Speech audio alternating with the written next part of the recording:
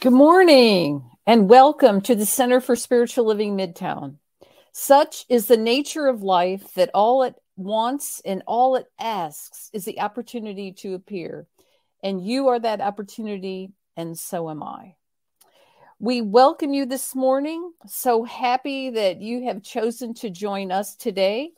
I am Judy Ailey, one of the practitioners for our center here in Midtown Atlanta.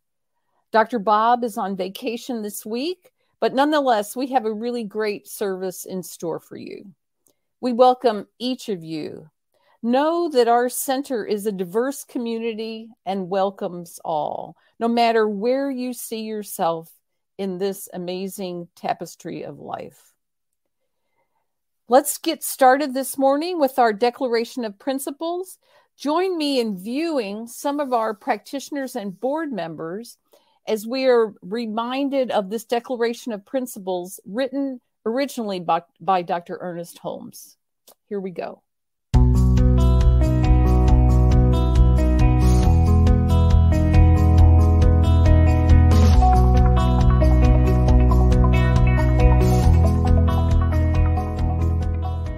I believe in one God, one absolute power and first cause to all things. I believe that this power is perfect love and creates out of a desire to express love. I believe all thought is creative, and how I choose to think creates my personal experience. I believe in the unity of all life and the immortality of the individual soul, forever unfolding. I believe in the eternal goodness, the eternal goodness of God, the eternal loving kindness, and the eternal givingness of God to all. And so it is. And so it is. And so it is.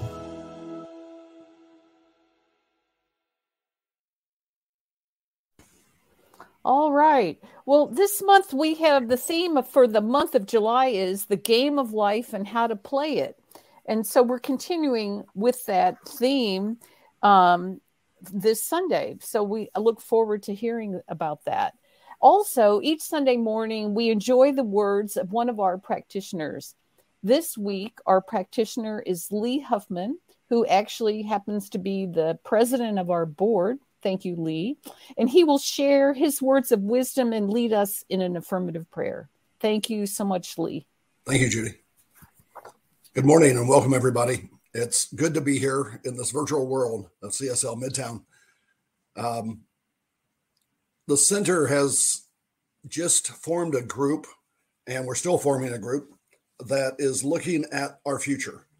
The last 4 years have been a little bit difficult, not just at CSL Midtown, Centers for Spiritual Living Midtown, but all over the world.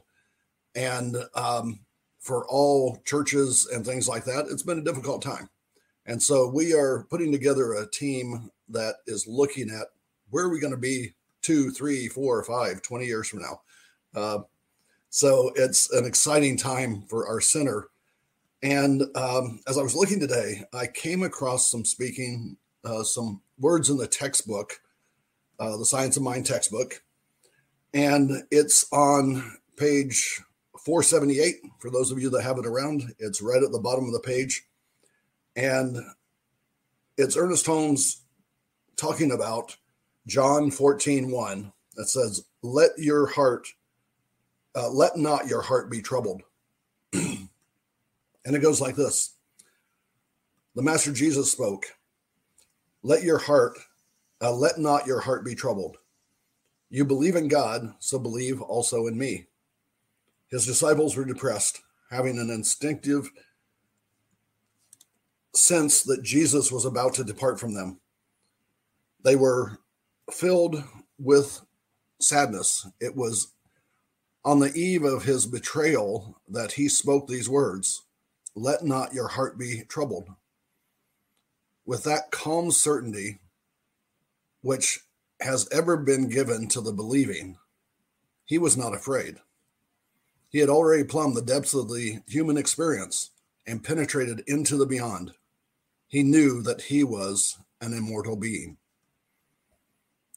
Our hearts are troubled over many things, and our mental burdens often become unbearable. It seems at times as though a cup of bitterness has been brought to us, to unwilling lips, with the demand that they drink. Jesus, standing on the threshold of his greatest experience, foreknew that he would turn apparent defeat into glorious victory. From the calm depths of an undisturbed soul, he spoke the words of comfort to those of lesser understanding. He told them to believe in God, and because of their belief in God, to believe in him also. Again, he is referring to the individual to believe in ourselves because we believe in God. The two are one. We are one with God. We are to know that the passing events cannot hinder an onward march of the soul. The temporal imperfections of the human cannot dim the eternal integrity of the divine. That's the reading from the Science of Mind textbook. And I'd like to go into a spiritual mind treatment. And a spiritual mind treatment is something that is an affirmative prayer that speaks to our hearts and speaks to our mind and helps us reprogram our minds and get it closer to spirit, closer to who we really are as being one with God. Spiritual mind treatment has been amazing for me and for many people. And if there's ever a need in your life and you would like to have a practitioner work with you, they will definitely use spiritual mind treatment in the discussions that you have with them. And you can find the practitioners on the website. And we are all here to help you. So a treatment is a spoken prayer that is one said in the first person. So I will say it like I'm saying it to me because I can only treat my mind. If there's any part of this that doesn't resonate with you, let it go. But if any of it resonates with you and makes you feel connected better to God, then I ask that you would take that in, think upon it, and let it calm your soul and make it so that our hearts are not troubled. So know this with me, if you will. There is one God, one divine power, one source of everything that is in our universe and created everywhere. One source. We are one with God. I am one with God. The sinner is one with God. I am an extension of God. From time to time, we will have a troubled heart. From time to time, I will have concerns where I've reflected on the past or I've reflected on things that are frightening me about the future. And I know that these things are not true. That yesterday does not determine what tomorrow is going to bring. Today is the time that I know there is power in my thoughts. The truth is, God is in control. And God looks at his extensions, looks at us to see what we desire. And I know that that's wonderful things can happen out of that, complete changes in my life. There are false facts out there, things that look like they are not good. Whether that be a balance sheet and an income statement in a business, which is what I work with, or just memories that are not good and things that we have seen in our life that don't resonate with me. I know that the truth is every moment of every day, God is in control. We will receive direction from God. We will receive the right connections with God. I will feel what I need to believe if I listen to God. And I know that that's true. And I know that all is well. And there is no reason for my heart to be troubled. So we release these words into the universe saying, And so it is. All right. Well, thank you, Lee. And today we have a wonderful guest speaker for you. He's hardly a guest speaker here in that we have heard him many times, and he's certainly a friend of the center, and we enjoy his inspiring talks. Today, we are blessed to have Reverend Dr. John Karn as our speaker. Reverend John has been on the faculty of the Emerson Theological Institute since 2014, and he is now the Dean of Students there. Let's open our hearts and our minds to his words this morning. Take it away, Reverend Dr. John Karn. Good morning. Thank you, Judy. Thank you, Midtown, CSL Midtown, for having me. I feel like you're my family, my spiritual family. It's where my spiritual development started. So I have an invitation for you today.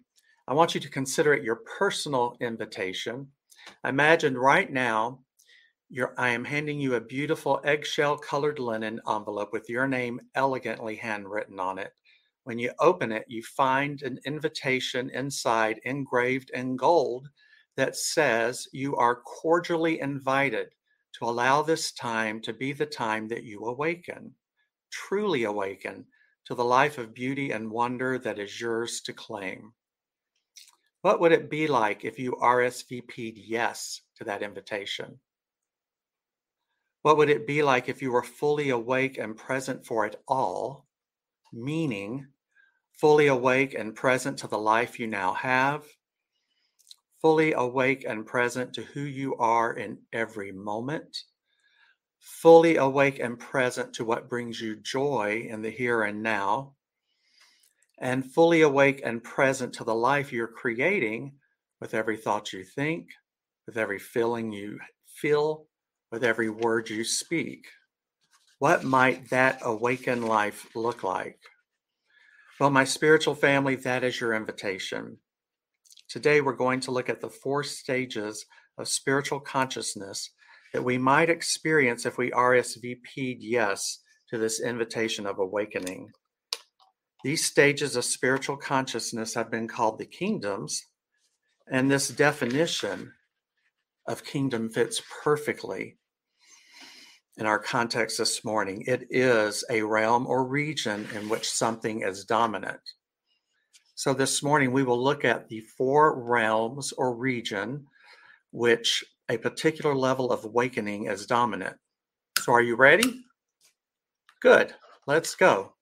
Oh wait, there's 3 things before we go. 1, I didn't make this up. They originally were downloaded through Reverend Dr. Michael Beckwith of the Agave International Spiritual Center of Truth many years ago, and they're now used throughout our movement for education. Second, as we talk about them, just observe where you hang out. Notice I said just observe. I didn't say blame or beat yourself up or feel not good enough. Just notice. And likewise, don't be so puffed up on ego that I'm on stage 4 all the time. Again, just notice. And the truth is that this is much like the 5 stages of grief by Elizabeth Kubler-Ross, where you might be in one stage one morning and then the 3rd or 4th the next day. These 4 stages are like that as well. So I invite you to have fresh eyes and fresh ears this morning. Find out what is here for you that you have not seen or heard before. Now, if you're ready, good, so am I. We're starting off with the body. Why the body? Think about this. On the metaphysical chart of the Science of Mind textbook, the body is a form, right? It's a thought, manifestation. No, a thought goes into law and then manifestation. So a body is a form and it's a manifestation, and manifestations can be changed, right? So what would the level of consciousness be here at this physical body level? Be open about this and kind to yourself and just observe, as I said earlier. So in this first stage of spiritual consciousness, we are more awake. We're more asleep than awakened. And we have all been there and done that. It's called the why me stage. You could also call it the mortal stage or kingdom stage. At this stage, life is a serious struggle. We feel separated, disconnected, alone, powerless, and a victim of circumstances. We think we have absolutely no control over what is happening in our lives. At this stage, we think that something outside of us is doing something to us. And it could be the God out there trying to get even with you. It could be the devil. Remember Flip Wilson's Geraldine? The devil made me do it. I thought about her the other day. It could be the enemy, as they talk about in the evangelical teachings. It could be our numerology chart, as we talk about in New Age. Cracks on the ground, you could have stepped on one. It could be your parents' fault. Most everything is, right? Could be our partners, the weather, the government, you name it. And there's a perfect way to know if you're in this stage. It's accompanied by quite a bit of noise, drama, complaining, and the back of your hand often to your forehead as you say these words, why does this always happen to me? Or these sister words, why is this happening to me again? Or their cousin, if only he or she would do this to me or that to me, I would be happy, okay, and at peace. Do you recognize any of those?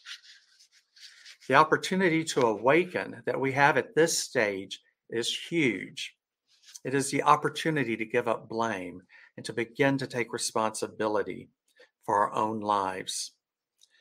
We have this liberating opportunity to awaken to the truth that we are not victims of circumstance or fate. Others, the economy, the weather, the political climate, none of that controls us. We have the opportunity to awaken to the truth that we are empowered beings, endowed with the very nature of that which created us, which is the ability to create. I'm going to say that again. It's a really big one. We are empowered beings. We are endowed with the very nature of that which created us, which is the ability to create on our own.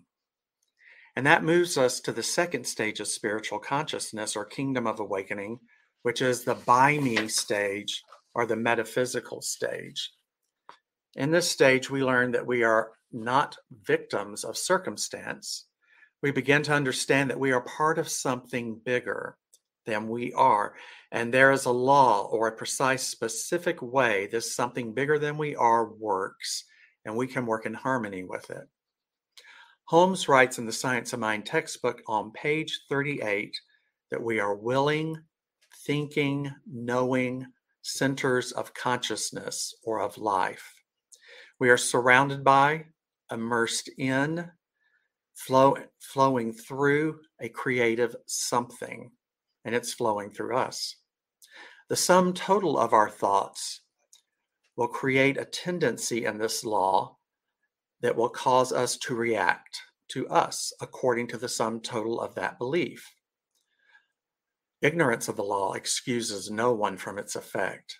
If then certain specific ways of thought and belief have produced limitations, other beliefs will change them. We learn that things don't happen to us, but they happen according to our belief system. We can learn that we can change our thinking and change our lives. In this stage, we learn that we are creative beings. That's a very, very empowering place to be. It is a place we all need to awaken to in order to experience the beauty of life that Spirit intends for us to live and to experience. This is a stage where we learn there are amazing tools to help us on this journey, like affirmations, visualizing, vision boards, spiritual mind treatment, affirmative prayer. We can learn that if we can see it with our mind's eye and feel that it is done, we can create it, and we can. I love consciously creating stuff and watching it manifest. Someday when you have time, ask our Vance, who's running the sound and IT stuff, what he had on his vision board, unbeknownst to me, and it manifested in our lives. So this stage or kingdom is critically important, but it isn't the final stage in our evolution of consciousness. There's an opportunity for greater awakening here as we move into this next stage, stage 3, which is the through me stage or the mystic stage. In this stage, we begin to release control and replace it with a sense of a personal relationship with something that is more powerful than we are. At this stage, we begin to realize that we are spiritual beings having a human experience. It is called the through me stage or the mystic stage. So don't freak out because I said the word mystic. This is not the mystic that's a robed guru sitting cross-legged atop a mountain, humming all day. It's not so. And actually, that sounds pretty good to me. The mystic is one who senses the divine presence. The mystic feels God's presence. Perhaps not all the time, but certainly has extreme moments feeling it. And I think that goes for a lot of us here today. I know that I've had moments where I've felt the Spirit of God many times, but it comes and it goes for most of us. This is a space where we simply desire to be a vessel for God. It is a mystic who sings, "Use me, O God, I stand for you, and here I'll abide as you show me all that I must do." That's Ernest Holmes. Our guidance sometimes comes to us in the form of a vision, but it could also be a thought or some whispered words to us. We find that we're not so attracted to the outcome we are working on. Yet in this relaxed receptivity, we are more available to our greatest good. If you remember the phrase, this or something better, as we release control of that which we're working on to universal law. So in this stage of evolution, we bring in some other spiritual tools. Those tools are visioning, present moment awareness, forgiveness. We want about 75% of our thoughts focused on whatever this is we are bringing into our lives. And so we use these extra tools to help our mind to get there. On page 268 of the Science of Mind textbook, Ernest Holmes writes that true prayer must be thy will be done, but the implication relative to the will of God in this prayer is not a submission to the inevitability of evil or limitation. It is knowledge that the will of God is always good. Now, a lot of us have had fear about turning something over to God or to universal law for its highest and best, or our highest and best manifestation. We need not worry that we will somehow be forced to live on the streets or take a serious cut in pay, or we'll have to leave somebody to make this growth work. That's not how it works. The highest and best is what comes through when we allow God or universal law to create for us. So while the stage of the mystic is very, very powerful, there is yet another stage, and it is the as me or master kingdom. The Christ, the Buddha, those are as me or masters in our awareness. It's a combination of the metaphysician and the mystic. Jesus is our primary example of the master teacher or the way shower.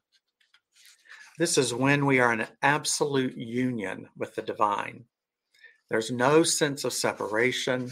There's no division. You may recall Joel Goldsmith wrote, "Do not pray to God for things. Pray to know God, and all these things will appear." For those of us who've been fortunate enough to study Goldsmith, we know that his way of treating was just the recognition of God.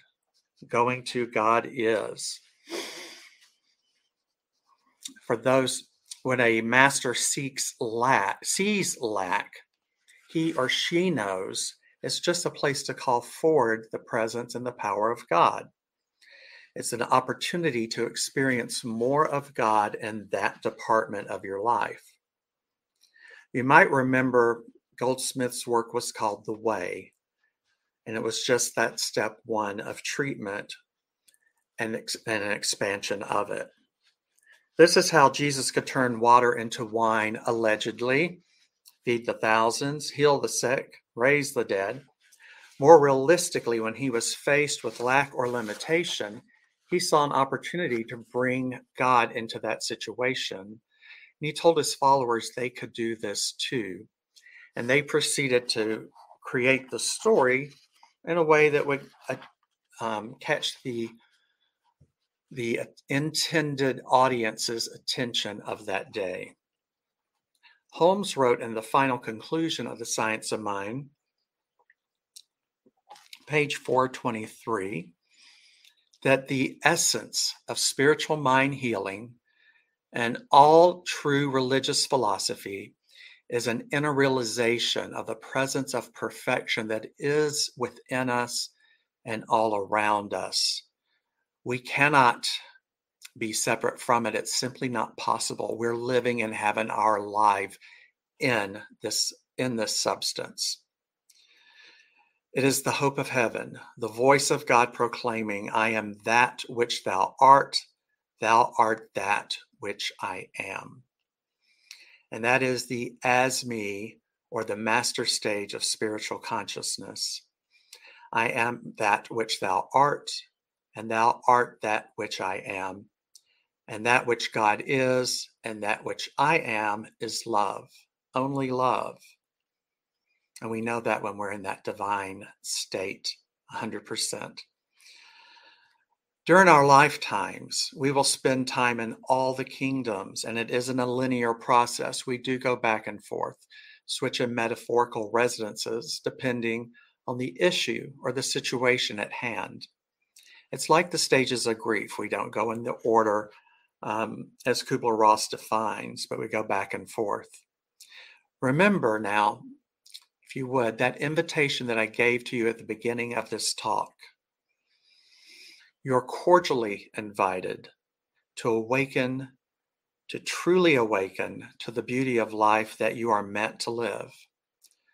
What are you going to awaken to this morning?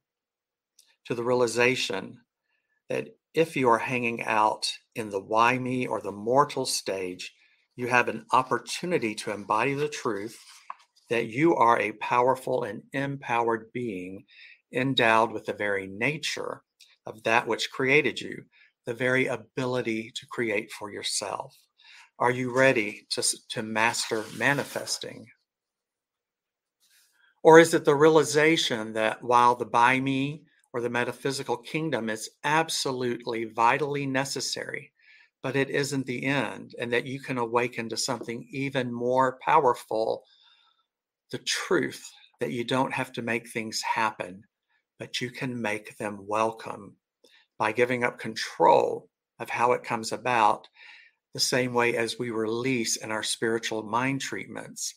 We give it to something greater to welcome, to bring it into our lives, and something greater than you in your finite humanness.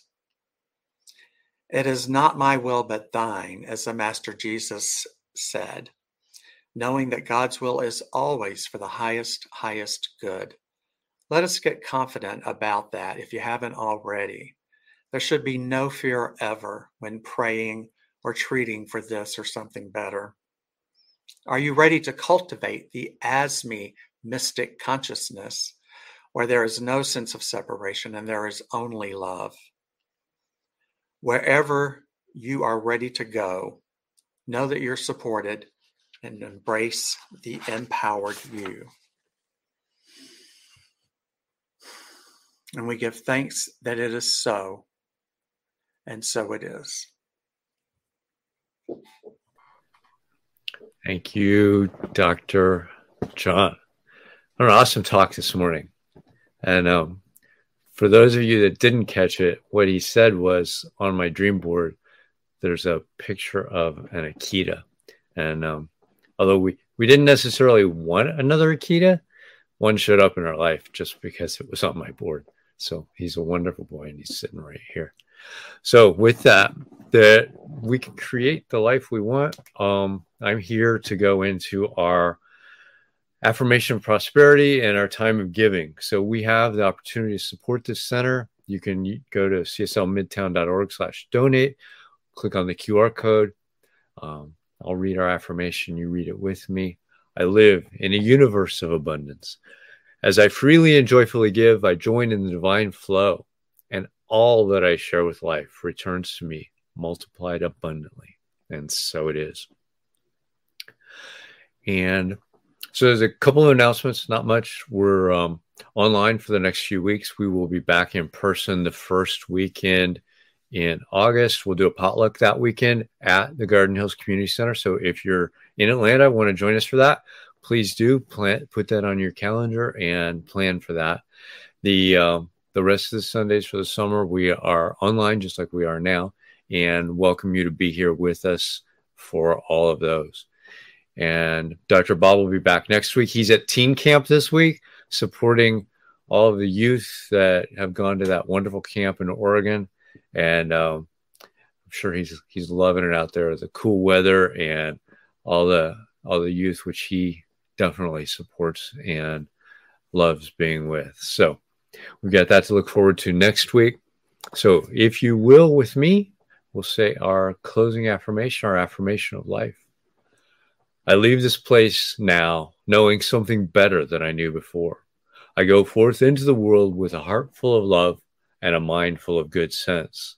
I look at the world in a greater way, knowing that I have within me everything I need to create the life I desire.